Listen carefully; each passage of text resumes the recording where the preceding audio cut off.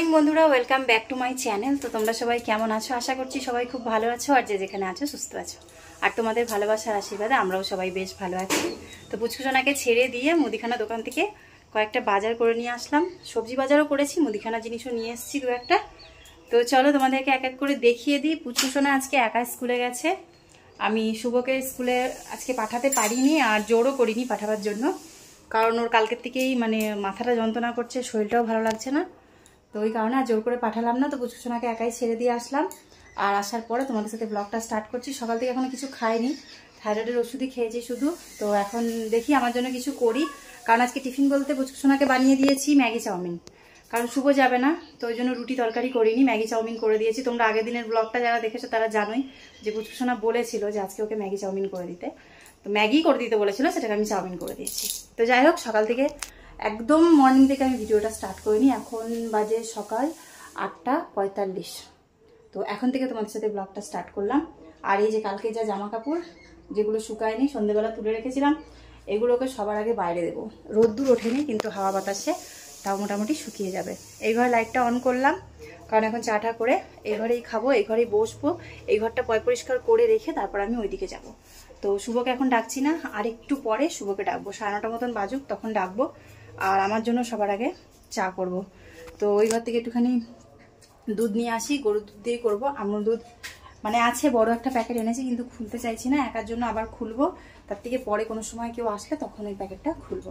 তো চলো সবজি বাজারে কি কি আছে আমি দেখিয়ে দিই। আর এইখানে সব থালা বাসন ধুয়ে টুয়ে সকালবেলা রেখে দিয়েছি, যেটুকু প্রয়োজন পড়েছিল নিয়েছিলাম, বাকিটা রয়েছে। আর এইখানে ব্যাগের মধ্যে সব জিনিসপত্র যেগুলো নিয়ে আসলাম। তো এক এক করে তোমাদেরকে সবটা দেখিয়ে দিই।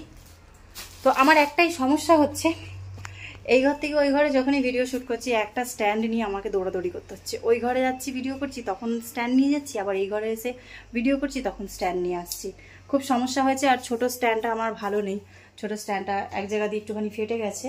এই যে গণপতি বাপ্পার যে ফটো ফ্রেমটা এখানে ঠেকনি দিয়ে রেখেছি, হেলান দিয়ে রেখেছি, তো স্ট্যান্ডটা খারাপ হয়ে গেছে। এখন ওটাকেও ইউজ করতে পারছি না।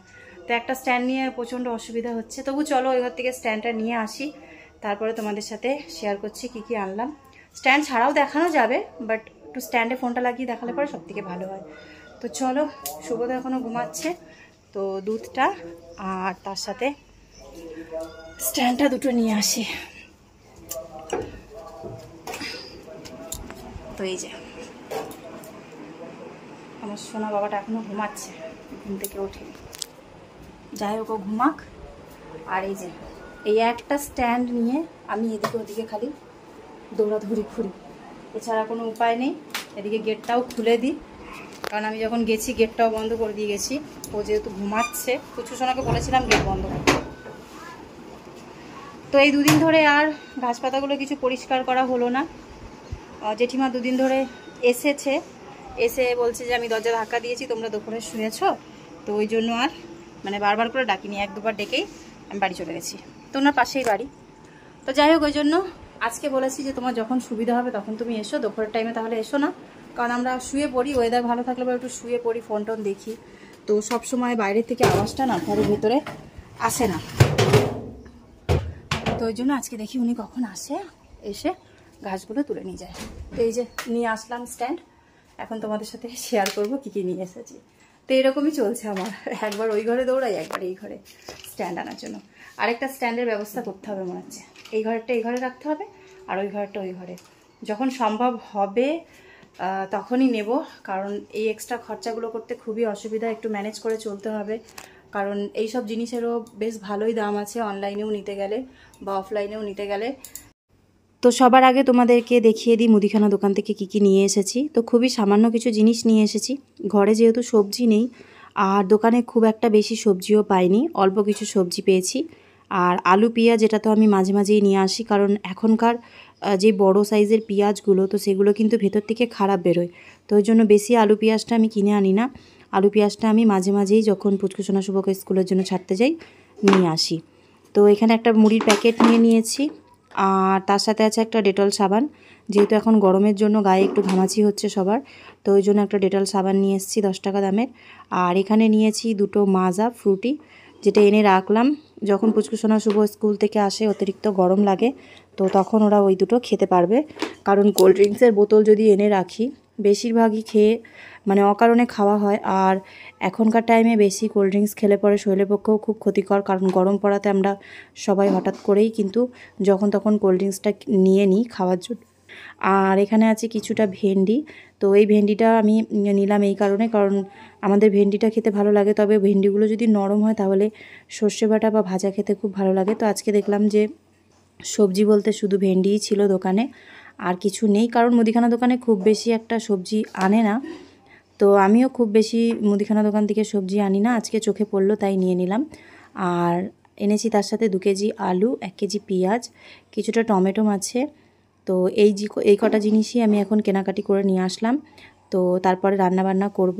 তো চলো জিনিসগুলোকে গুছিয়ে নিই, জায়গা মতন রেখে দিই, তারপরে তোমাদের সাথে ব্লগটা আবার কন্টিনিউ শেয়ার করব।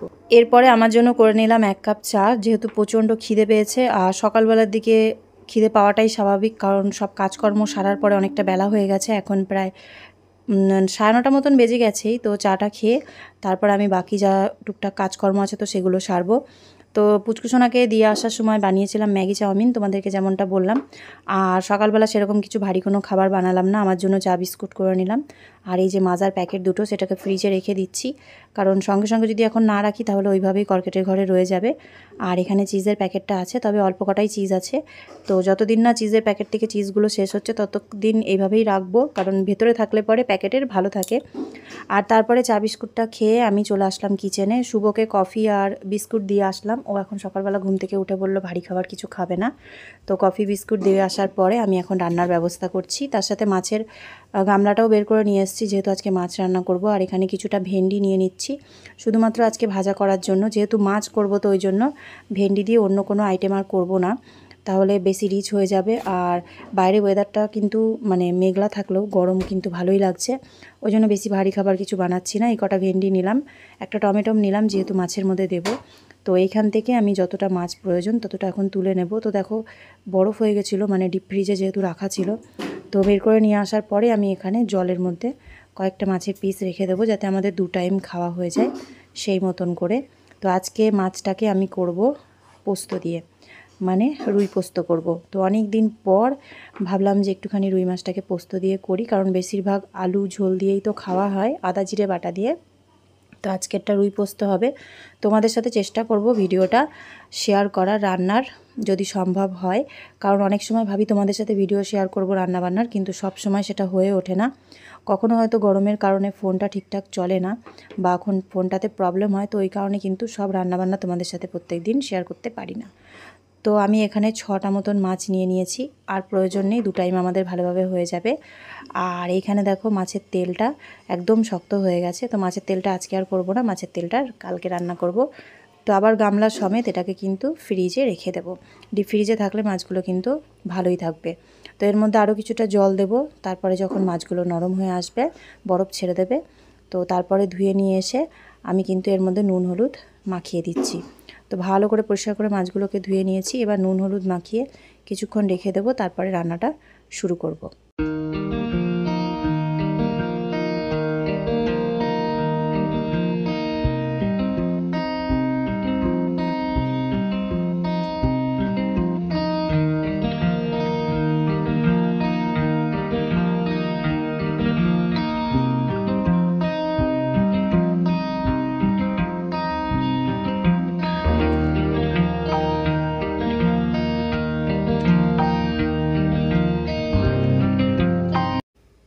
তো ওদিকে মাছ ভাজাটা বসিয়ে দিয়ে আর ভাত বসিয়ে দিয়ে তারপর আমি এদিকে কিছু জামা কাপড় ভিজিয়ে দিচ্ছি। তো একা হাতে কাজকর্ম করতে গেলে দেখবে একটা কাজ করে উঠতে উঠতে আরেকটা কাজ করতে অনেকটা সময় লেগে যায়।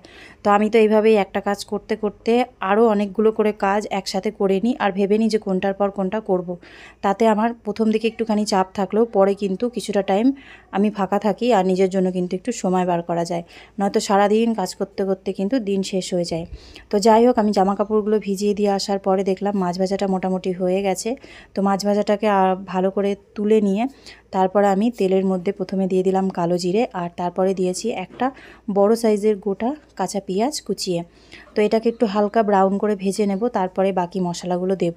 তো তোমরা তো বেশিরভাগই সবাই জানোই যে মানে রুই পোস্ত কীভাবে করতে হয়। তো আমি যেভাবে করি তো সেটাই তোমাদের সাথে শেয়ার করার চেষ্টা করলাম।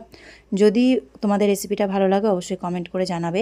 তো পেঁয়াজটা ব্রাউন করে ভেজে নেওয়ার পরে তারপরে এর মধ্যে ছোট ছোট করে আমি টমেটম কেটে দিয়ে দিলাম। তো টমেটমটা দিলে টেস্টটা ভালো লাগে, তবে আমি সবসময় টমেটমটা চেষ্টা করি কেটে দেওয়ার। অনেকে আছে যারা মিক্সারে পিষে দেয়, কিন্তু সেটা আমার মনে হয় যে গ্রেভিটা দেখতে ভালো লাগে বাট খেতে অতটা ভালো লাগে না। তো আমি ওই জন্য কুচি করে কেটে দিই। তারপরে আদা রসুন থেতো করে নিয়েছিলাম অল্প করে, তো সেটাকে এর মধ্যে দিয়ে দিলাম। দিয়ে এবার ভালো করে নাড়াচাড়া করব। যেহেতু আদা রসুনের পেস্টের একটা গন্ধ আছে তো ওই জন্য ওটাকে আগেই দিলাম। ভালো করে ভেজে নেওয়ার পরে যখন হালকা তেল ছেড়ে আসবে মশলাপাতি সব কিছু দেওয়ার পরে তারপরে কিন্তু আমি পোস্তটা দেব। তো মশলার মধ্যে দিচ্ছি আমি হলুদ গুঁড়ো, লঙ্কার গুঁড়ো দেব, আর হালকা সামান্য নুন দেব। তারপরে ভালো করে এটাকে কষিয়ে নিয়ে বাকি পোস্ত বাটাটা এরপরে দেব।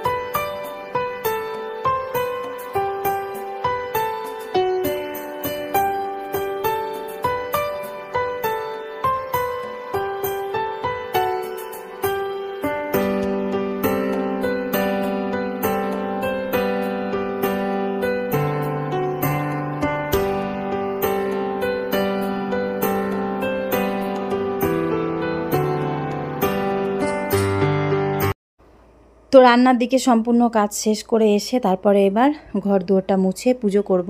আর ঘর দুয়ার মোছা হয়ে গেলে স্নানটাও সেরে নেব। তো মাছ, ভেন্ডি ভাজা আর ভাত 3টে আইটেমই রান্না হয়ে গেছে। তো মাছের ঝোলটা করতে বেশি সময় লাগেনি, যতটুকু টাইম মাছ ভাজতে সময় লাগে। তবে পোস্ত, সর্ষে এসব জিনিস দিয়ে কোনো কিছু রান্না করলে কিন্তু বেশি সময় লাগে না, আর তার থেকে বড় কথা খেতে কিন্তু খুব টেস্ট হয়। তো এটা সর্ষে বাটা দিয়েও করতে পারতাম, কিন্তু যেহেতু গরম ওয়েদার সর্ষে বাটাটা খেলে পরে শরীরের মধ্যে অস্বস্তি করবে, তো ওই জন্য পোস্ত দিয়ে করলাম। তো কেমন হয়েছে মাছের ঝোলটা তোমরা কিন্তু অবশ্যই কমেন্ট করে জানিও তোমাদের কেমন লাগলো। আর বাকি রান্নাটা যা কিছু করেছি সব কিছুই কিচেনে আছে। কিচেনটাকে আগে ভালো করে পরিষ্কার করে নিয়েছি উপরটা, তারপরে এখন কর্কেটের ঘরের ভিতরটা পরিষ্কার করে নিচ্ছি। তো আমাদের এখন এই ঘরটা পুরোদমে গ্যারেজ হয়ে গেছে, যেহেতু 3-4টে সাইকেল একসাথে থাকে। তো সবসময় মনে হয় যেন গ্যারেজের মধ্যে ঢুকছি, কারণ বাড়তি আর জিনিস বলতে মুদিখানা দোকানে জিনিসপত্র, মানে যেহেতু কিচেনটার সাথে, তো রান্নাবান্না করার জন্য এই ঘরে এই জিনিসগুলো রাখতে হয়। তো এছাড়া বাকি পুরো এটা সাইকেলের গ্যারেজ হয়ে গেছে। তো পুচকুসোনার সাইকেলটা অনেক দিন ধরেই বার করা হচ্ছে না। তো আমাদের যেই জায়গাটা আছে জঙ্গল হয়ে আছে, তো সেই জায়গাটাকে আজকে বিকালে যেইভাবে হোক পরিষ্কার করব, আর চেষ্টা করব ওকে ওইখানেই সাইকেলটা চালানো শেখাবার জন্য। তো তার আগে একটুখানি সাইকেলটাকে ভালো করে হাওয়া দিয়ে নিয়ে আসতে হবে, কারণ ঘরে থেকে থেকে সাইকেলের হাওয়া একদমই কমে গেছিলো সব সাইকেল কটার। যেহেতু শুভ সাইকেল ইউজ করে তো ওর সাইকেলে সবসময় হাওয়া থাকে, কিন্তু আমারটা আগের দিন করিয়েছি, আর পুচকুসোনারটাও হাঁটতে হাঁটতে নিয়ে গিয়ে সাইকেলটা হাওয়া করিয়ে নিয়ে আসতে হবে। তো আজকে কিন্তু ঠাকুরের সিংহাসনটাকে আমি বার করে ভালো করে ধুয়ে পরিষ্কার করে তারপরে কর্কেটের সাথে বসিয়ে দেব। তো এর আগে বেশ কিছুদিন আগের ভিডিওতে তোমাদেরকে আমি জিজ্ঞাসা করেছিলাম যে গণপতি বাপ্পার মূর্তিটাকে কি করব, আমি কি বিসর্জন দিয়ে দেবো না রাখবো। তো তোমরা কেউ কিছু কমেন্ট করে বলোনি। তো আমি ভাবলাম যে সামনেই তো গণেশ পুজো আসছে, সেপ্টেম্বর কি অক্টোবর মাসেই হবে, আমি এখনও ঠিক করে সময়টা জানি না। তো ভাবছি তখনই ওনাকে জলে দেব, তো এখন আর দেবো না। তো ওই কারণে সিংহাসনটাকে ভালো করে পরিষ্কার করে নেওয়ার পরে গণপতি বাপ্পাকে কিন্তু আবার আমি এই ঘরেই রাখবো। যখন গণেশ পুজো হয়ে যাবে তো তখন কিন্তু তারপরে ওনাকে বিসর্জন দেব। তো সেটাই ঠিক হবে আশা করি, তোমরা কমেন্ট করে অবশ্যই জানিও। তো সিংহাসনটাকে আজকে ভালো করে স্নান করার পরে পরিষ্কার করে নেব। তো সম্পূর্ণ কাজকর্ম আমার হয়ে গেছে, এখন কয়েকটা জামা কাপড় আছে যেগুলো ভিজিয়েছিলাম, তো সেইগুলোকেই ভালো করে কেচে নিয়ে তারপর আমি স্নানটা সেরে নেব। তো শুভ যেহেতু আজকে বাড়িতে আছে, ওর শরীরটা খারাপ, তো ওকে বলেছি যে দুপুরবেলার দিকে পুচকুসোনাকে স্কুল থেকে যখন আসবে তখন বাসের থেকে নিয়ে আসতে, কারণ তাহলে আমাকে আর যেতে হবে না। যেহেতু 12টার জল আসার সাথে সাথে অনেক কিছু কাজ থেকে যায়, আর বিশেষ করে দেখবে গরমের সময়টা একটুখানি স্নান করার জন্য সময়টা বেশি না দিলে না ভালো লাগে না। আর আমি এখন 2-3 বার করে আর আগের মতন স্নান করি না, কারণ প্রচণ্ড ঠান্ডা লেগে গেছে।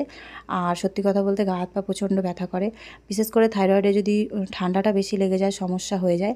তো ওই জন্য আমি জামাকাপড় চেঞ্জ করে নিই, হয়তো হাত পাটা ধুয়ে, কিন্তু বেশি গা ধোয়ার চেষ্টা করি না। কারণ এই ছোটো ছোটো জিনিসগুলো আমরা যখন সহ্য করতে পারি না, যখন মানে হঠাৎ করে কোনো কিছু করে ফেলি, তখন শরীরের উপরে প্রচুর প্রবলেম হয়ে যায়, আর সেই কারণে কিন্তু আমরা অসুস্থ হয়ে যাই।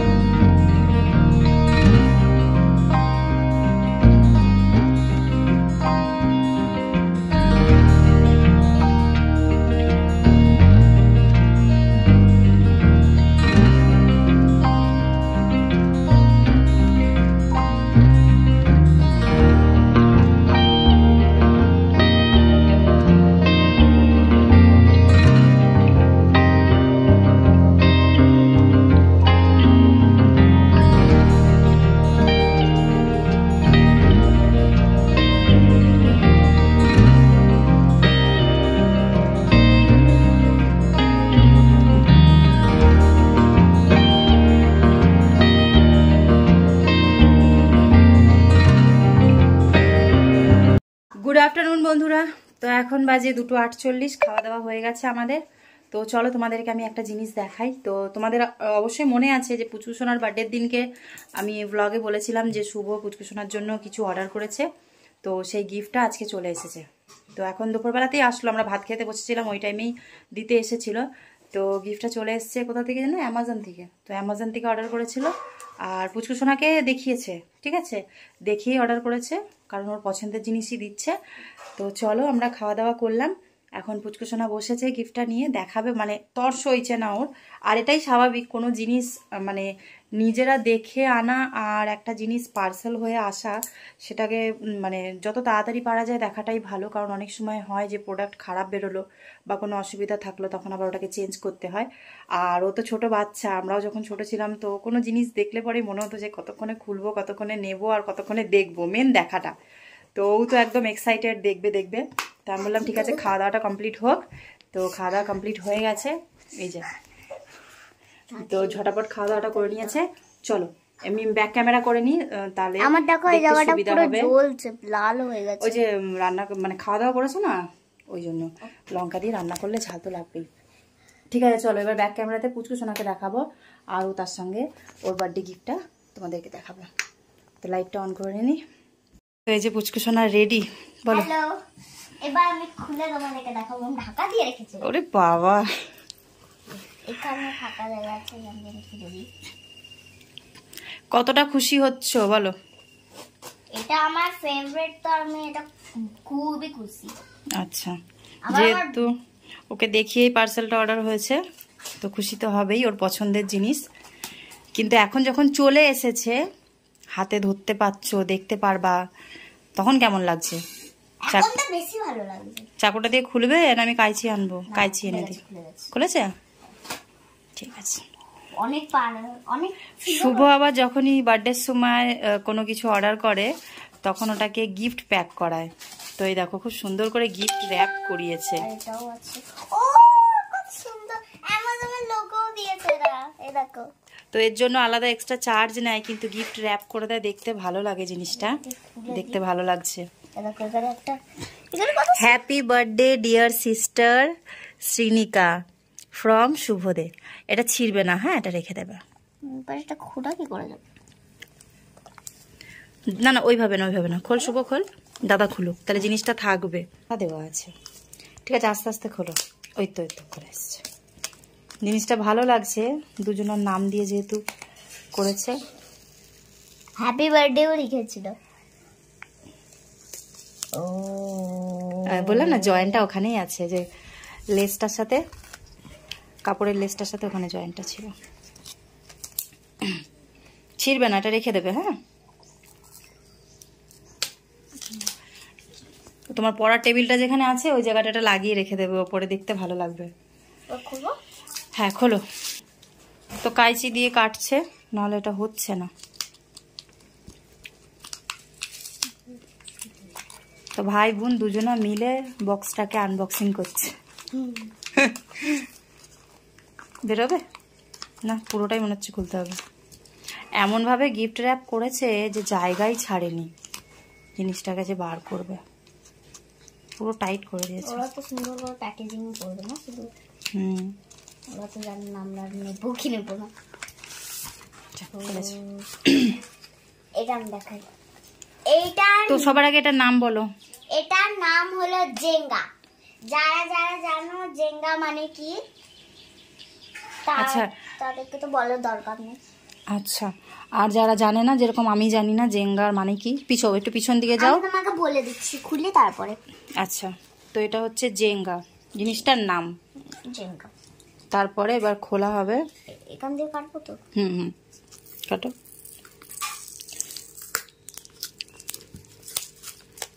থাক বক্সটা পুরো ছিল না, খোলো। আর এখানে আবার লাগিয়েছে, চারোদিকে র্যাপ করে দিয়েছে, স্যালো টিপ লাগিয়ে দিয়েছে। বক্স তো আনবক্সিং করতেই দুপুর থেকে রাত হয়ে যাবে। দাঁড়া আছে না, দাঁড়া করে দেবে ঠিক। বার করো, ওটা কর্নারটা স্যালো টিপ লাগিয়ে দিতে হবে। কিছু আছে না? না কিছু নেই। তো এইগুলো হচ্ছে জেঙ্গা, এক ধরনের কাঠের পিস, কাঠ। শুভ এটাও তুই খুলে দে, নয়তো দেখ ঠিক করে বুনো খুলতে পারবে না। তারপরে ভিতরটা কিরকম সেটা দেখছি। আমি দেখিয়ে দেবো। পার্সেলটা শুরুর থেকে নিয়ে শেষ পর্যন্ত শুধু কাটতেই হচ্ছে, জিনিসটা কেমন। আর এটাকে খুলতে হবে না মনে হয়, কাট করলে জিনিসগুলো অটোমেটিক বেরিয়ে যাবে। হ্যাঁ এটা হলো একটা কাঠের পিস, অনেক কটা। এরকম ভাবে আমাদেরকে কি করতে হবে, এক এক করে এরকম ভাবে জুড়ে জুড়ে আমাদেরকে লাগাতে হবে, ঠিক আছে? কিছু হবে নাকি এটা দিয়ে? তারপর আমাদেরকে দাঁড়াও, তোমাকে একটু ছোট, ঠিক আছে তোমাদেরকে একটা স্যাম্পল মানে এক্সাম্পল দেওয়ার জন্য দেখি ওরা দুই ভাই বোন কি রেডি করে, তারপরে তোমাদেরকে দেখাচ্ছি যেটা দিয়ে কি করতে হবে। তো জিনিসটাকে পুচকুসোনা শুভ দেখো এরকম ভাবে সাজিয়েছে, আয়রো করে লম্বা করে, আয়রো করে লম্বা করে। আমি তো কিছুই বুঝতে পারছি না, আমার মাথায় কিছু ঢুকছে না। তো ওরা দুজন মিলে এখন দেখাবে জিনিসটা দিয়ে খেলা কিভাবে করবে। তো এক সাইডে বসে আছে পুচকুসোনা, এক সাইডে শুভ। তো দেখবো এবার যেটা দিয়ে কি হবে আর কি করবে। প্রথমে আমি, তো চলো দেখা যাক। তো মিডিল থেকে পুচকুসোনা একটা কাঠের টুকরো বার করে দিচ্ছে, ঠিক আছে? এবার তুই বার কর। তারপরে এবার একটা দাদা বার করবে, শুভর টান, শুভ বার করবে।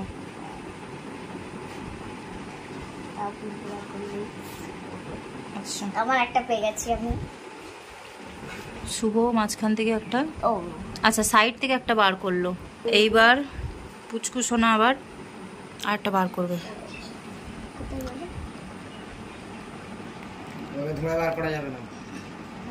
না ধরে না টাচ করে। আচ্ছা আসলে বিছানার উপরে করছে তো ওরা, ওই জন্য জিনিসটা বেশি নড়ছে। তো যাই হোক, একটার পর একটা যতক্ষণ যে বার করতে পারবে, তাই তো? তারপরে যদি পড়ে যায় পিলারটা তাহলে সে আউট। আর এখানে জেঙ্গা লেখা আছে। আচ্ছা তো এইটাই হচ্ছে ব্যাপার খেলার। এতক্ষণে ব্যাপারটা বুঝতে পারলাম। একটু ভুল হলেই জিনিসটা কিন্তু পুরো হুড়মুড়িয়ে পড়ে যাবে।